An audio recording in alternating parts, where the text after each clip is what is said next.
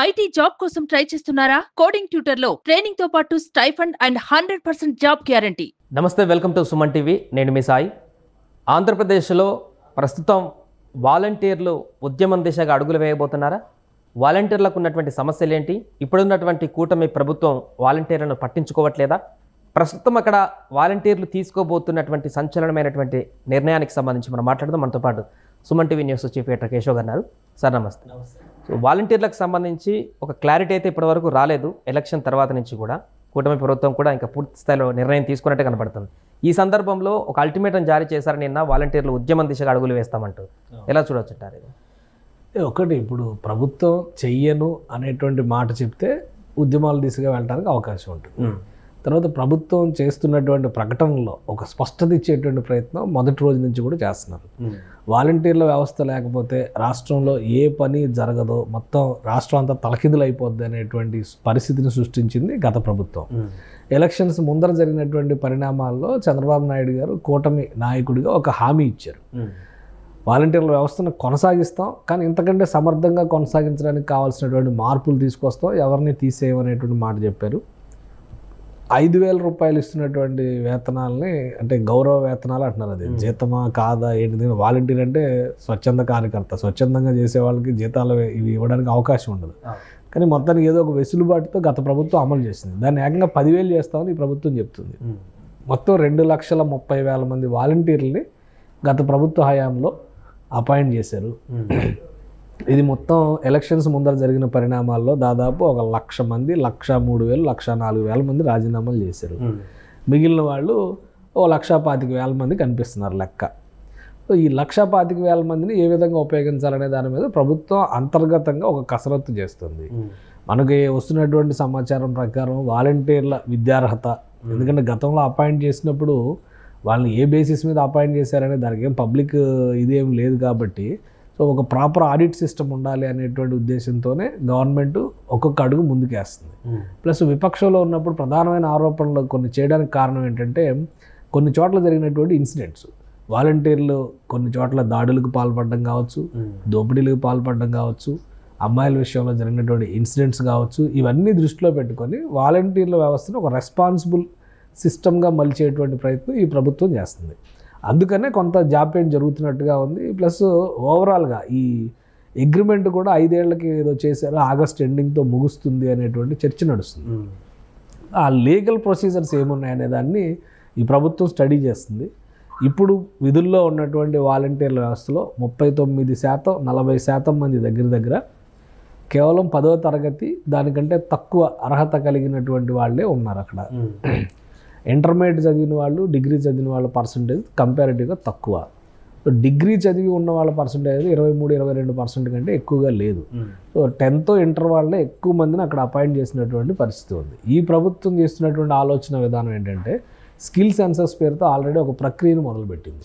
ఒకవేళ గ్రాడ్యుయేషన్ చేసినటువంటి వాళ్ళు వాలంటీర్లుగా ఉంటే వాళ్ళు చదువుకున్నటువంటి విద్యార్హతకు తగ్గట్టుగా వాళ్ళకి ఏ రంగంలో స్కిల్ సెట్ డెవలప్మెంట్కి సంబంధించినటువంటి శిక్షణ ఇస్తే ఇంకా మెరుగైన ఉపాధి మార్గాల్లోకి వెళ్తారు. ఎందుకంటే వాలంటీర్ అంటే జీవితాంతం అదే పని చేయాలని లేదుగా. ఏదో రిక్షా దొక్కి ఆయన రిక్షా దొక్కుతానే బతకాలన్నట్టుగా సిస్టమ్ మారినప్పుడు, టెక్నాలజీ మారినప్పుడు ఆటో కొనుక్కుంటారు. ఆటోమేటిక్గా ఆటో కొనుక్కొని ఆటోలో వెళ్తారు, లేదంటే క్యాబ్ కొనుక్కొని క్యాబ్ డ్రైవర్గా మారుతారు. కానీ జీవితాంతం రిక్షా దొక్కే విధంగానే ఉంచితే అతని స్కిల్ సెట్ డెవలప్మెంట్ ఎప్పుడు జరుగుతుంది? కాబట్టి ప్రభుత్వం ఇప్పుడు దాని మీద కసరత్తు చేస్తుంది. రాష్ట్రానికి వాళ్ళు ఉన్నటువంటి ప్రదేశాల్లో వాళ్ళకి అవకాశాలు కల్పించేటువంటి యంత్రాంగం రావాలి. పరిశ్రమలు కావచ్చు, ఫ్యాక్టరీలు కావచ్చు, ప్రభుత్వం తీసుకురాబోయేటువంటి కొన్ని ప్రత్యేకమైనటువంటి సంస్థలు కావచ్చు, వాళ్ళ అవసరాలకు తగ్గట్టుగా వీళ్ళని ఎలా తయారు చేయాలి. సో ఇది ఒక కంపారిటివ్ స్టేట్మెంట్ తయారవడానికి కొంచెం టైం పట్టొచ్చు. ఒక 2 నెలలు 3 నెలలు. గవర్నమెంట్ మారి ఎన్ని సంవత్సరాలు అయింది? 2 నెలలు అయ్యేదానికి 2 ఏళ్లలో జరగాల్సిన పని 5 ఏళ్లలో జరగని పనులన్నీ కూడా 2 నెలల్లో జరిగిపోవాలంటున్నారు. అదే విచిత్రంగా ఉంది. ఇప్పుడు విపక్షం చేస్తున్న విమర్శల్లో కూడా జనం ఎందుకు నిలబట్టలేదంటే, 5 ఏళ్లలో ఏమీ లేదంటే ఇప్పుడు ఏదో కదిలికి వచ్చిన దాన్ని కూడా అసలు ఏమీ చేయలేదనేటువంటి పాట పాడుతుంటే జనంలో కూడా ఒక రకమైనటువంటి విరక్తి ధోరణి వస్తుందన్నమాట. సో ఇక్కడ వాలంటీర్లు కనుక బహుశా రాజకీయ ప్రభావాలతో కానీ ఉద్యమాల్లోకి వెళ్తే నష్టపోయేది వాళ్ళే. అంటే ఇప్పటి వరకు ప్రభుత్వ అధికారులను వీళ్ళు కలిసి వినతి పత్రం అట్లాంటిది ఇచ్చింది కూడా ఏం లేదు. ఒకవైపు ప్రభుత్వం నుంచి పాజిటివ్ రెస్పాన్స్ కనిపిస్తున్నట్టు సందర్భంలో ఇట్లా కొంతమంది రోడ్డు మీదకి వచ్చి ఇప్పుడు ఆందోళన చేసేటువంటి కార్యక్రమం చేస్తున్నట్టుగా కనిపిస్తుంది. అంటే మీరు రాజకీయంగా రెచ్చగొట్టేటువంటి ప్రణాళిక అనుకోవాలి. ఎందుకంటే రాజీనామాలు చేసిన వాళ్ళు చాలామంది బయటకు వచ్చి ఏం మాట్లాడారు, ఆ రోజు వీళ్ళందరూ మమ్మల్ని రాజీనామాలు చేయమని ప్రెషర్ చేస్తే మేము రాజీనామాలు చేసేవాళ్ళం. పొలిటికల్ ఇప్పుడు వాళ్ళు ఎంత 5,000 రూపాయలు తీసుకుని అక్కడ ఉన్నటువంటి ఊళ్ళలో చిన్న చిన్న పనులు చేసుకుంటూ ప్లస్ ఈ సర్వీసెస్ చేసుకుంటూ బతికేటువంటి అల్పజీవులు, వాళ్ళ మీద అధికార దర్పాన్ని చూపిస్తే వాళ్ళు ఎలా బతుకుతారు?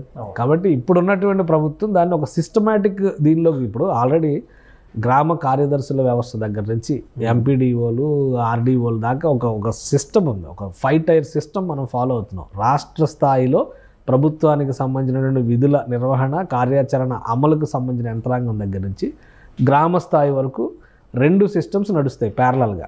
మొత్తం 5 టైర్ సిస్టంలో 2 సిస్టమ్స్ ప్యారలల్గా నడుస్తాయి. ఒకటి పొలిటికల్ లీడర్షిప్, అంటే ప్రజలు ఎన్నుకున్నటువంటి ప్రతినిధులకు సంబంధించినటువంటి వ్యవస్థ. ఇంకోటి ప్రభుత్వ యంత్రాంగాన్ని అమలు చేసేటువంటి విధానపరమైనటువంటి వ్యవస్థ, అంటే అదే బ్యూరోక్రసీ కిందకు వస్తుంది. అదంతా వీళ్ళు విధానపరమైన నిర్ణయాలు తీసుకుంటే వీళ్ళు తీసుకున్న నిర్ణయాలను అమలు చేసే బాధ్యత అంతా బ్యూరోక్రసీ తీసుకుంది. గ్రామ స్థాయి వరకు ఉన్నారు కదా. మరి ఇప్పుడు 2 నెలల నుంచి పెన్షన్లు ఎలా ఇచ్చింది గవర్నమెంట్? పెన్షన్స్ అయితే ఇచ్చింది కదా గవర్నమెంట్ మారిన వెంటనే. అంతకుముందు అసలు వాలంటీర్ల వ్యవస్థ లేకపోతే 30 మంది ఎందుకు చచ్చిపోయారు? ఎలక్షన్స్ కోడ్ ఉన్నప్పుడు 30 మంది ఎందుకు చచ్చిపోయారు? ఇదే వ్యవస్థను ఎందుకు అప్పుడు ప్రభుత్వం ఉపయోగించలేకపోయింది? అప్పుడు ఉన్నది ఆపద్ధర్మ ప్రభుత్వమే కదా. చీఫ్ సెక్రటరీ నిద్రపోయాడు. అప్పుడు 30 మంది జీవితాలకి ఎవరు బాధ్యత వహిస్తారు? సో ఇది ప్రధానమైనటువంటి సమస్య. ఆల్రెడీ కొన్ని ప్రత్యేక ప్రభుత్వ వ్యవస్థల్లో ఎప్పుడు కూడా ప్రభుత్వానికి విధేయంగా పనిచేయాలి. ఏ ప్రభుత్వానికి? ఆంధ్రప్రదేశ్ ప్రభుత్వానికి. వైసీపీ ప్రభుత్వానికి, తెలుగుదేశం ప్రభుత్వానికి, ఇంకో పార్టీ ప్రభుత్వానికి కాదు. ఆంధ్రప్రదేశ్ ప్రభుత్వం ఇచ్చినటువంటి ఎండార్స్మెంట్స్ని ప్రాపర్గా లబ్ధిదారులు ఎవరైతే ఉన్నారో చిట్ట చివరి వినియోగదారుడు లబ్ధిదారుడు వరకు తీసుకెళ్లే బాధ్యతను వీళ్ళు తీసుకోవాలి. వాలంటీర్ల వ్యవస్థ యంత్రాంగ నియామక రూల్స్ అన్నింటినీ కూడా పక్కన పెట్టి చేశారు. వీళ్ళకి అనుకూలంగా ఉన్నటువంటి కొంతమందిని పార్టీకి అనుకూలం ఆల్రెడీ అఫీషియల్గా స్టేట్మెంట్స్ కూడా ఇచ్చారు కదా. వాలంటీర్లు అందరూ మా వాళ్ళే అని చెప్పి సజ్జల రామకృష్ణారెడ్డి గారు ఎలక్షన్స్ టైంలోనే స్టేట్మెంట్స్ ఇచ్చారు. ఇది ఏ రకమైనటువంటి ఇండికేషన్? కాదు ప్రక్షాళన జరగొద్దా? అంటే వాళ్ళు ఒక పార్టీకి వంత పడతా ఉంటేనో, లేదా ఈ పార్టీకి వంత పడినా తప్పే, ఈ పార్టీకైనా ఆ పార్టీకైనా వంత పాడే వాళ్ళని తీసుకొచ్చి అందులో పెట్టి వీళ్ళు ప్రజాసేవ చేస్తున్నారంటే ఎట్లా గుర్తుంది? కాబట్టి కొన్ని రూల్స్ అండ్ రెగ్యులేషన్స్ ఫ్రేమ్ చేయడానికి కొంత సమయం పడుతుంది. వాళ్ళని ఇంటర్మీడియట్ డిగ్రీ చదువుకున్న వాళ్ళని జీవితాంతం బట్వాడ పోస్ట్ మ్యాన్ ఉద్యోగంలాగా చేయడానికి కాదు కదా ఇప్పుడు చేసింది. వాళ్ళు ఇచ్చేటువంటి పథకాలను ఇళ్ళకి తీసుకెళ్ళి వాళ్ళు చెప్పేటువంటి మాటలు వీళ్ళకి తీసుకొచ్చి చెప్పడానికి కాదు కదా. వాళ్ళకి ఒక ప్రాపర్ స్కిల్ సెట్ డెవలప్మెంట్ అనేది జరిగితే ఉపాధి మార్గాలు పెరుగుతాయి. ఒక అటెండర్గా పనిచేసే వ్యక్తి ఆఫీసులో క్లర్క్ అవ్వాలంటే ఏం చేయాలనే క్వాలిఫికేషన్ ఇంటర్ డిపార్ట్మెంటల్ ఎగ్జామ్స్ అన్నీ ఏం చెప్తాయి? మీకు ఒక డిగ్రీ క్వాలిఫికేషన్ ఉండి కానీ మీరు ఒక చిన్న స్థాయి ఉద్యోగంలోకి వస్తే తర్వాత స్థాయికి వెళ్ళొచ్చు కదా. అది ఐఏఎస్ సివిల్స్ వరకు ఉంది కదా. ఐపీఎస్ వచ్చిన వాళ్ళు కూడా ఐఏఎస్ ట్రై చేస్తున్నారు కదా మళ్ళీ రాని. కాబట్టి వాలంటీర్ల ఎదుగుదల అనేది ఒక ప్రామాణికతగా ఈ ప్రభుత్వం తీసుకుంటుంది. వాళ్ళకు ఉన్నటువంటి విద్యార్హతలను అసెస్ చేయడం, వాళ్ళు చేస్తున్నటువంటి సర్వీసెస్ని అసెస్ చేయడం, వాళ్ళకి అదనపు స్కిల్స్ జోడిస్తే కనుక రాబోయేటువంటి భవిష్యత్తు అవసరాలకు తగ్గట్టుగా వాళ్ళని ఎలా తయారు చేయాలనే దాని మీద ఈ ప్రభుత్వం కసరత్తు చేస్తుంది. దానికి సంబంధించి ఒక రూల్స్, ఒక స్ట్రక్చర్ ఫేమ్ అయ్యే వరకు కొంత సమయం పట్టొచ్చు. ఇప్పుడు ఆవేశపడి వాలంటీర్లు ధర్నాలు చేస్తేనో రాస్తారోకోలు చేస్తేనో వాలంటీర్ల తరపున ప్రజా ఉద్యమం పెళ్ళుపకడానికి ఏం అవకాశం లేదు. ఏదైనా రాజకీయ రగడ జరుగుతుంది తప్పితే ప్రజా ఉద్యమం పెళ్ళుబకి వీళ్ళ కోసం అండగా నిలబడదాం అనేటువంటి ప్రయత్నం పరిస్థితి అయితే ఆంధ్రప్రదేశ్ రాష్ట్రంలో ప్రస్తుతానికి లేదు. కాబట్టి తొందరపాటు నిర్ణయాలు, తొందరపాటు చర్యలు అవుతాయి. వాళ్ళని ఏ విధంగా కొనసాగించాలనే దాని మీద ప్రభుత్వంతో ఫస్ట్ కన్సల్టేషన్స్ జరగాలి. వాలంటీర్ల అసోసియేషన్ ఏదైనా ఉండుంటే, దానికి ఎవరైనా పెద్దలు ఎవరైనా ఉండుంటే వాళ్ళ ద్వారా రిప్రజెంటేషన్ చేసుకోవాలి. ప్రభుత్వ అధికారుల సంఘాలే మాట్లాడలేని స్థితిలో ఉన్నాయి. గతంలో జరిగిన తప్పిదాలకి, తప్పులకి, ఇప్పుడు బయటకు వస్తున్నటువంటి స్కాములు కానీ, అవకతవకలు కానీ, కర్తవ్యాన్ని మీరి చేసినటువంటి పనులకు సంబంధించిన వివరణలు కానీ ఐఏఎస్ ఐపీఎస్ స్థాయిలో ఉన్న అధికారులే సెలవులు పెట్టి వెళ్ళిపోతున్నారు. వీఆర్ఎస్లు ఇచ్చేసి మళ్ళీ తప్పు అయిపోయింది క్షమించండి మహాప్రభు అని ప్రాధాయపడుతున్నారు. అంతకంటే పెద్దవాళ్ళు కాదు కదా వాలంటీర్లు. కాబట్టి కొంత సమయం పడుతుంది. బహుశా నేను అనుకోవడం ఒక 6 నెలల లోపు, ప్రభుత్వం ఏర్పడిన 6 నెలల లోపు దీనికి సంబంధించిన రీస్ట్రక్చరింగ్ ప్రాపర్గా జరుగుతుందని చెప్పి అనుకుంటున్నాను నేను. అంతర్గతంగా జరగాల్సినటువంటి మదనాన్ని కంటిన్యూ చేస్తుంది ప్రభుత్వం. ఆ నివేదిక ఆధారంగా ఈ వ్యవస్థని ఏది కూడా ప్యారలల్గా ఉండకూడదు. ఇద్దరు బాసులు ఉంటే వ్యవస్థ నడవదు కదా.